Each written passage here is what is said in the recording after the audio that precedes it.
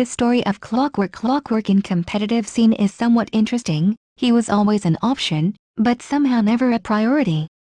However, with the rise of both melee and ranged heroes, which want to just stand and auto-attack, he finally got his chance at a spotlight. Clockwerk Clockwerk is quite versatile when it comes to his build. Depending on the situation, he can rush either a 4-staff or blade mail. First one is amazing at disabling enemy melee carries for prolonged amounts of time by cogging them, 4-staffing out and ignoring or killing from range. The latter is a generally good item if you intend to tank the damage and is better if you go in deep into the enemy team to deal with the annoying support or ranged carry. Ideally you should have both in most cases, but with their price being roughly the same, the initial choice is very important. His damage output with Battery Assault got a rather strong early game buff, totaling 320 damage and annoying microquestions at level 1. At level 4 it has the potential to deal 1280 damage to a single target over 10.5 and it is not surprising to see many professional players max the skill first, as opposed to previously popular Rocket Flare focus. Rocket Flare, even at level 1 is an amazing tool for scouting and getting the enemy blink daggers on cooldown against counter initiation. Its nuke potential is really low, but it can still be used to either harass last hit in lane or outpush other lanes.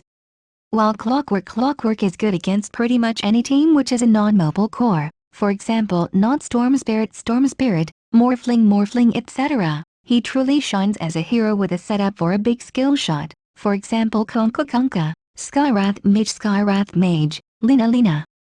Additionally, he can literally create a wall between the enemy and his glass cannon range teammates, something that will come in handy in a lot of situations.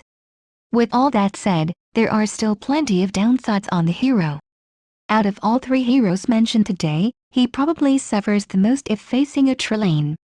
He has no option to jungle and his only escape ability, Power Cogs is not exactly the most reliable escape tool. He can occasionally last hit with Rocket Flare, but most supports can easily zone him out of the XP range alone.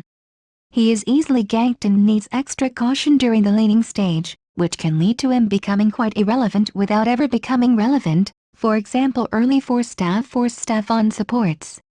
On top of that, he also tampers with the ability of your melee teammates to deal damage. With all this information in mind, answering the question of when to pick him becomes quite hard.